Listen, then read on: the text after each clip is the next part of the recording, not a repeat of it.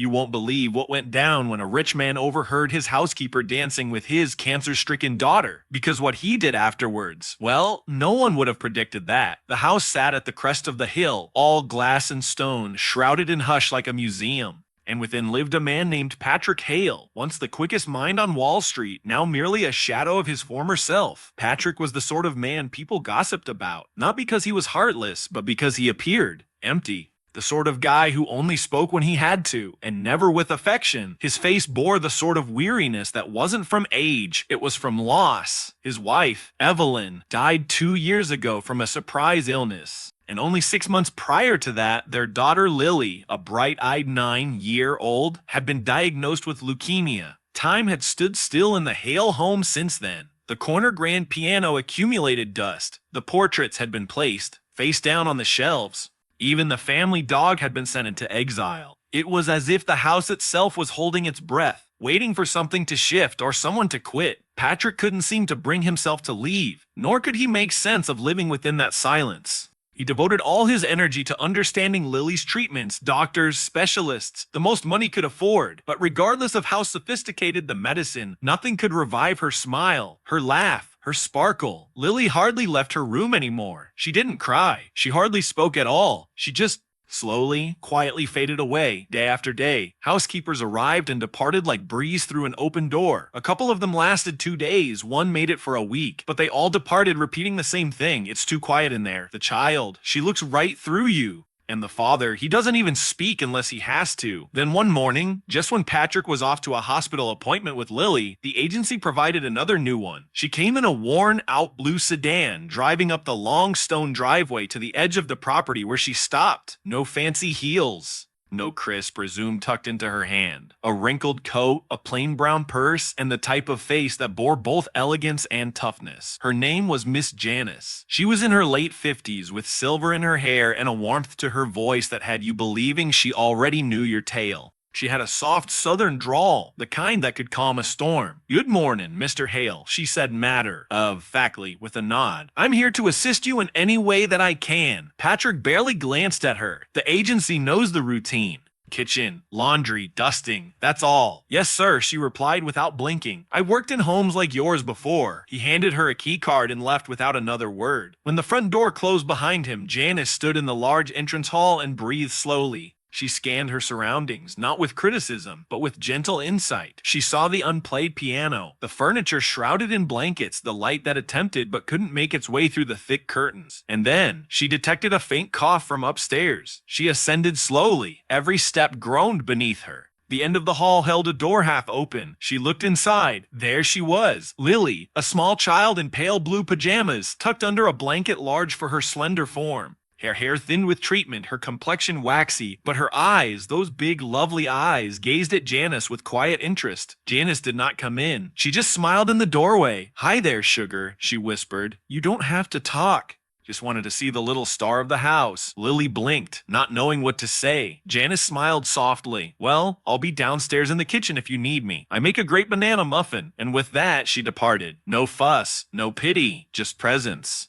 Downstairs, Janice started her work. She dusted lightly, sang softly, cleaned the windows so light might enter. She even opened some curtains, not all of them, just enough so the house could catch its breath a little. She did not push conversation. She did not overstep. She just cleared space. By the third day, Lily peeped out of her door. Janice was cleaning the hallway mirror, humming an old tune, an old soul song, something slow and gentle. "Do you know that one?" Janice said without a turn. Lily shook her head once. "Good taste," Janice smiled. By the 5th day, Lily sat on the stairs as Janice buffed the banister. They did not have much to say to one another, but Janice hummed all day. It wasn't long before Lily began asking small questions. "What's your favorite song? Do you know how to do your hair in braids? Did you always dream of being a housekeeper?" And Janice replied, not with grand tales or flashy language, but with heart, Patrick, naturally, hardly even registered.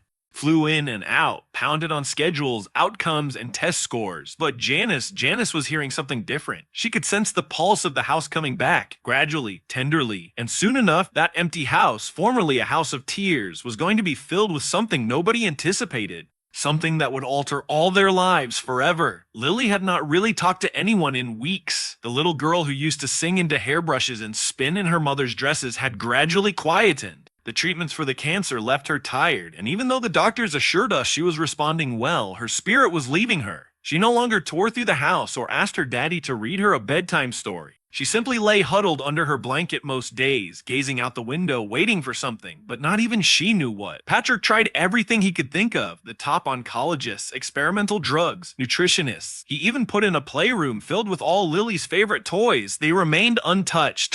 He didn't realize that what his daughter required wasn't more medication or larger rooms. She required joy, and joy had slipped away the day her mother passed away. But Janice, she was different. She didn't attempt to lift Lily's spirits. She didn't make her eat or play or speak. Instead, Janice began humming. She hummed as she folded towels, as she wiped the kitchen counters, as she stocked the pantry. Gentle old songs that wafted through the house on a summer breeze, songs from a bygone era, the sort of songs that resided in Sunday afternoons and reunions, songs that made silence less oppressive. One day, while Janice was dusting the upstairs long hallway, she began singing softly to herself. Her voice was not flashy or boisterous, only steady, packed with soul. She was singing an old Sam Cooke song, one her grandmother used to sing while snapping peas on the porch. Lily moved in the bedroom behind the closed door. She didn't say anything, but she listened. The following day, Janice arrived with something in tow, a small Bluetooth speaker. She set it on the hallway table, outside Lily's door, and listened to a playlist of gentle soul, gospel, and classic R&B.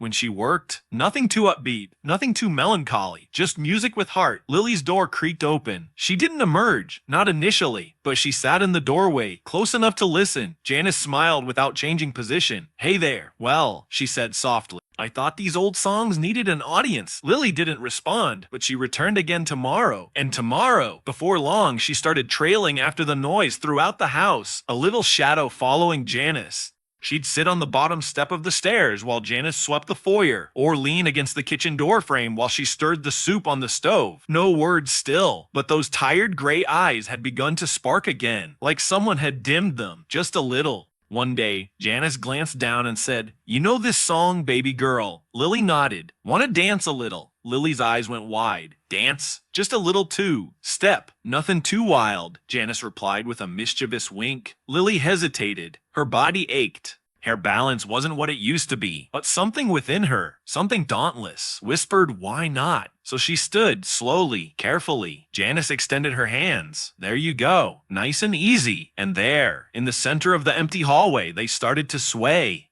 Just a gentle back and forth. No grand moves, no sassy spins. Lily's eye pole wheeled alongside her, but neither of them noticed. The music enveloped them like a warm blanket. Janice sang softly to herself, and Lily's smile, small at first, began to expand. They danced perhaps 2 minutes. But within that brief space of time, something shifted. Not in the atmosphere, but in Lily. When they stopped, Janice dropped to her knees, stared into her eyes, and told her, "You still have that rhythm in you. Don't let anyone take it." Lily nodded, and for the first time in weeks, she talked, "Will you dance with me again tomorrow?" Tears sprang up in Janice's eyes, you better believe it. And she did. Each afternoon following lunch, Janice would play a song, sometimes Stevie Wonder, sometimes Etta James, and she and Lily would dance. Sometimes it was a few steps.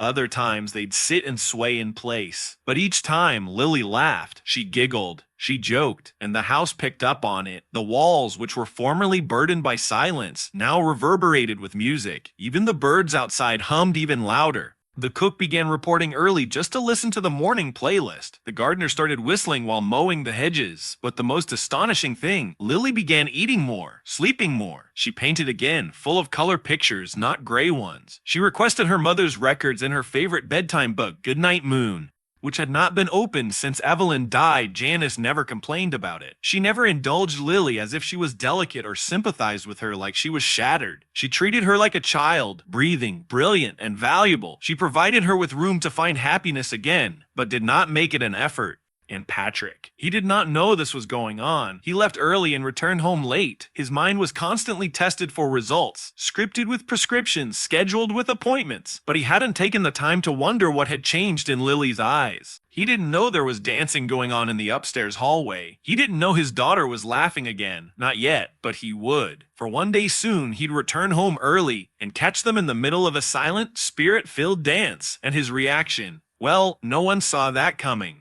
No one saw that coming. Patrick wasn't due back home until the evening. He had a meeting at the boardroom in the city, then a meeting with investors for dinner. But during the middle of the afternoon, he couldn't shake this feeling. Couldn't concentrate. Every graph, every report, every voice across that meeting room seemed far away. So he excused himself, got out of the meeting, and drove back home in silence, allowing the gray sky to keep up with the gloom in his chest. As he drove up to the driveway, the house sat just like always, perfect, polished, lifeless. He walked in through the front door and heard something out of the ordinary, the slightest noise resonating through the still halls. Music. He stood still, wondering if it was his imagination. But no, there it was again. Soft, slow, soulful, like something from a bygone era. He slowly climbed up the grand staircase.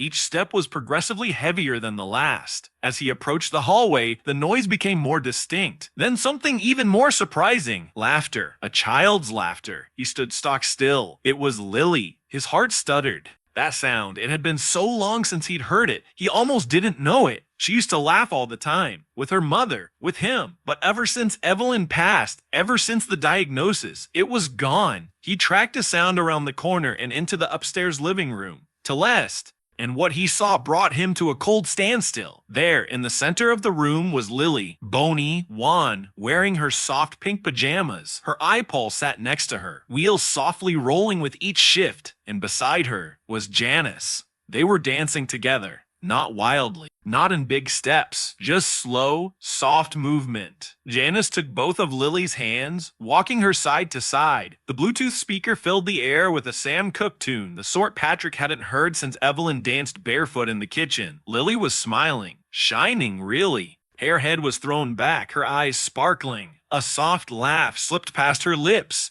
Patrick's breath caught. But instead of feeling warmth, he felt something else. Control. Fear. That old protective instinct kicked in, the one that told him rest was the answer, that stillness equaled safety, that anything outside of routine was a risk. He stepped forward suddenly, and his voice sliced through the music. "What's going on here?" The room froze. Lily's smile disappeared. Janice's hands fell softly. The music continued in the background, but it seemed further away now. Janice gazed at Patrick with peaceful eyes. "Just dancing, sir," she said softly.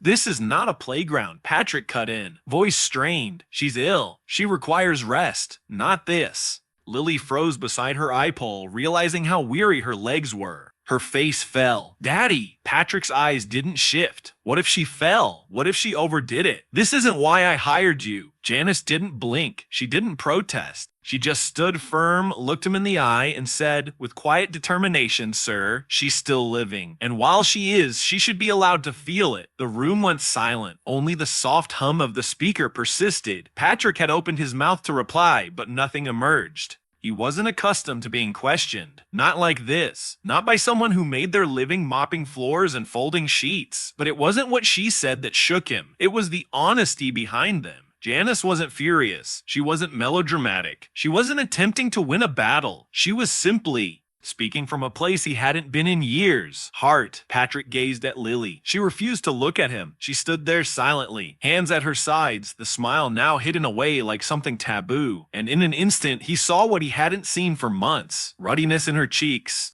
Glimmer in her eyes. For the first time in 6 months, she resembled a little girl again, not merely a patient, not merely someone to be kept under wraps, but a child with life still within her. His chest tightened. He turned to Janice. "If anything happens to her, I'd never let her get hurt," Janice said, steady and soft. "But being alive isn't just about staying safe. Sometimes it's about remembering what happiness feels like." Patrick didn't respond. He simply nodded once, curtly, and walked away, his footsteps echoing down the hall. But something had shifted. He did not head back to his office. Instead, he entered the guest room and sat on the side of the bed, hands folded together. The hallway music lingered in the air, soft now, and within it he could hear Evelyn's voice. Not audibly, but in memory. He remembered seeing her dancing with Lily in the kitchen, arms open, twirling slowly to a similar melody. She would always tell him, "Patrick, you can't bubble, wrap a child's heart." He never quite grasped that until today. Down the corridor, Lily crawled back to her bed, quietly and a bit uncertain, clutching her stuffed bear close. She gazed at Janice. "Is he angry with me?" Janice smiled and shook her head. "No, baby girl. He's just afraid. Sometimes grown. Ups forget joy doesn't hurt us."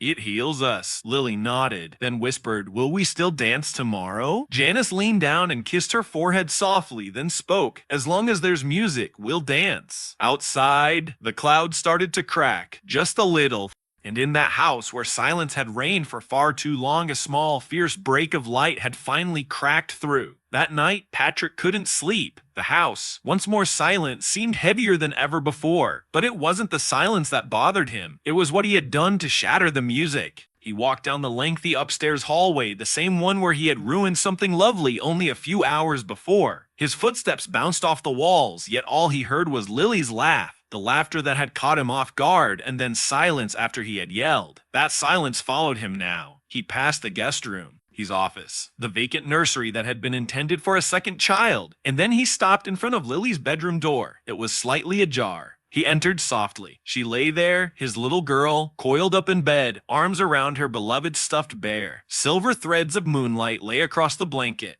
Her small chest moved gently up and down, and it was the paper on her nightstand that caught his attention. A picture. He gently picked it up with shaky fingers. White paper and crayon, the imagination of a child, unsullied and true. It depicted two people, Lily and Janice, smiling, holding hands, twirling in a green field under a large, multicolored rainbow. A smiling sun beamed down from the corner, and music notes drifted in the air. There, on the corner of the paper, Lily had scribbled in uneven, wobbly letters, "Me and Miss Janice dancing." Patrick eased himself slowly into the chair next to the bed, and for the first time in a very, very long time, he wept. Not great, anguished sobs. Not bitter or rage-filled tears. Not even sad, heartbroken tears. Just quiet, consistent weeping. The kind that happens when reality creeps up on you and bare it naked. He knew something. In that moment, something he hadn't let himself acknowledge. He'd been so intent on guarding Lily's body that he'd forgotten to guard her soul. All the prescriptions, all the appointments, all the careful rules have been established out of love, but also fear. Deep down inside, Patrick was so afraid of losing her, just as he'd lost Evelyn. And in that fear, he held on so hard to control that he did not even realize he was squeezing the joy right out of her small world. He believed it meant keeping her safe to keep her still. But what Janice had done for him, what Lily's drawing now yelled without the need for a single word, was that his daughter wasn't just going to make it, she was going to live. He sat there in that chair for close to an hour, just observing her sleep, observing the rise and fall of her breathing, listening to the soft hum of the eye machine by the bedside, and gradually, a new realization crawled over him, gentle and terrifying, but real. Perhaps love was never about protecting someone from hurt. Perhaps at times, love was about allowing someone to experience pleasure, even if it wasn't without danger. The sun rose softly in the morning behind the trees, pouring warm gold light into the house. Janice came at her customary time, her small brown bag slung over her shoulder, humming the same familiar tune. But there was a change in her face when she caught sight of Patrick sitting in the dining room waiting for her. He was seated at the long table, hands clasped together, a mug of coffee placed before him unspoken. "Good morning, Mr. Hale," she said hesitantly. "Miss Janice," he answered, inclining his head. "Do you mind a minute after your work today?" She paused. Most often, when employers invited people to talk after your shift, it was one thing, farewell. But she nodded. "Of course, sir." The day went uneventfully. Lily was quieter than normal. She smiled at Janice, but the fire had not yet returned. She looked uncertain, apprehensive, even as if expecting something terrible to occur. Janice kept the music soft, not wanting to intrude. They sat side by the window and colored rather than danced. The rainbows Lily made this time weren't as vibrant. When her shift was over, Janice came back into the dining room, wiping her hands on her apron. Patrick rose when she approached. This time, he looked at her completely. No hurry, no chill, just truth. "I wanted to talk to you," he said, his voice low but firm. "About yesterday." Janice breathed. "Yes, sir." He indicated that she should sit. She did, slowly. For a silent minute or so, he said nothing. He just looked down at what was in his hand. It was Lily's drawing. He pushed it across the table toward her. Janice gazed at it, eyes softening. Patrick cleared his throat. "I discovered this last night after I responded the way I did.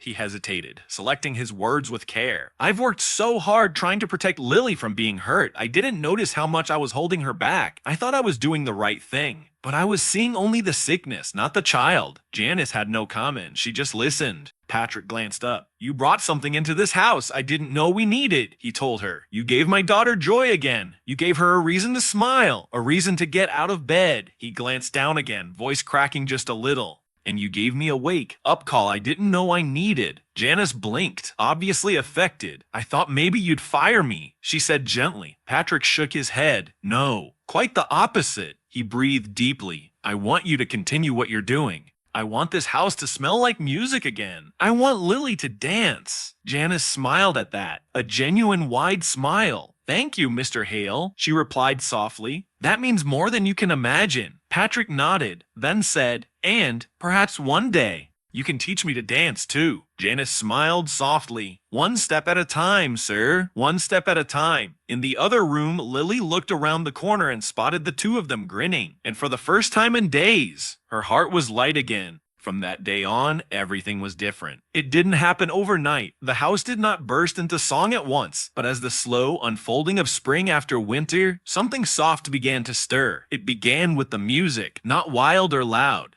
Just soft, gentle melodies playing softly through the halls, soul gospel, sometimes old jazz standards that felt like a warm hug. Janice didn't turn the music up. She didn't have to. The music was just loud enough to fill the silence less than completely. And the silence, it no longer dominated the halls. Lily's laughter started incorporating itself into the day, at first in small bursts, then outright giggles. Sometimes she'd dance in the kitchen with a mixing spoon. Other times she'd spin slowly across the sunroom in her socks as Janice clapped along. The house, once sterile and dark, was revitalized. Curtains were opened. Flowers filled the vases. Janice even introduced a few potted plants into the home and gave them names. That one's Georgia. She'd smile. She faces the sun, just like Lily. But the most significant transformation wasn't in Lil, it was in Patrick. At first, he observed from afar, standing in the doorway as Lily danced, listening from down the hall as Janice spun tales about her hometown. He didn't say much, but he saw it all. And then, one day, as Lily pleaded with Janice for another dance, Janice addressed him and said, "You coming, Mr. Hale?" He blinked. "Me." "Sure," she replied with a gentle smile. "Everybody's got a little bit of rhythm and M somewhere." He nearly said no, nearly made some lame excuse, but Lily stared at him with round eyes and stretched out her hand. "Come on, Daddy." And he did. It was stiff at first, rigid steps, uncertain footing. He walked like a man working out an arithmetic problem, not savoring a moment. But Lily laughed, not at him, but for him. And Janice clapped along, urging softly. Soon, Patrick smiled, truly smiled. A slow, crooked smile that brightened Lily like Christmas morning. And the more that he laughed with her, the softer the walls of the house became. What was once cold marble and pointed corners now seemed like home once more. Others took notice. The gardener, who had been caring for the property for more than a decade, reported that the flowers had begun blooming more vibrantly than they had in years. "House must be breathing again," he quipped.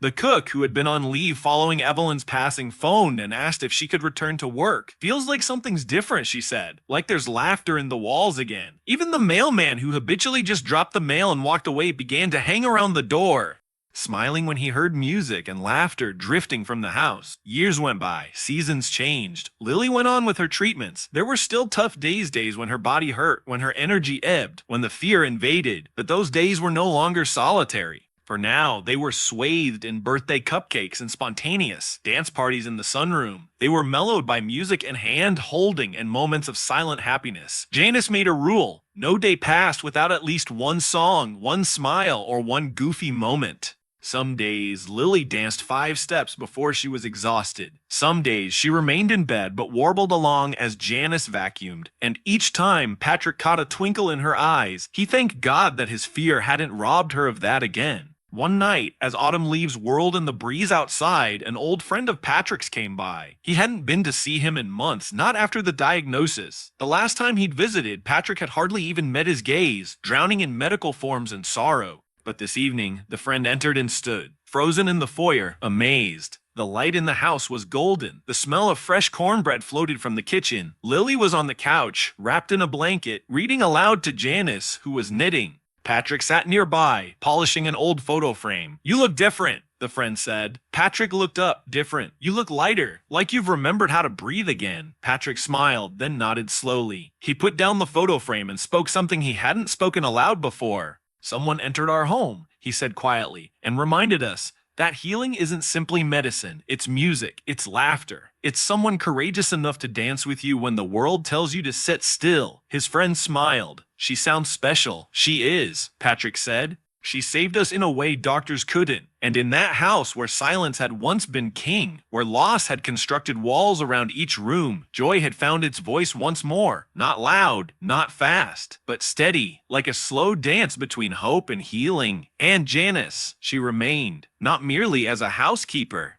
not even as a caregiver. She became family. Lily started calling her Auntie Jay and Patrick. He began baking with her every weekend. They giggled when the muffins turned out crooked. They wept together the day Lily's scans were negative. There were still more steps to take, more appointments, more nights of not knowing. But now, they walked those streets together, hand in hand, with music playing in the background and the heart to keep dancing no matter what the morrow would bring. Sometimes life does not change all at once. It happens quietly, in the little things we easily ignore. A gentle voice in an empty house, a hand held when words fail us, a song that dares to sing loud in the quiet. In those times, we are reminded that healing is not always about repairing what is broken. It's about remembering what continues to make us feel alive. We all have seasons where the burden is too heavy to bear by ourselves, but even in those times, the person right for the moment can guide us back to ourselves. And perhaps that is the unassuming miracle in all of it, not that the hurt is erased, but that love, in its purest expression,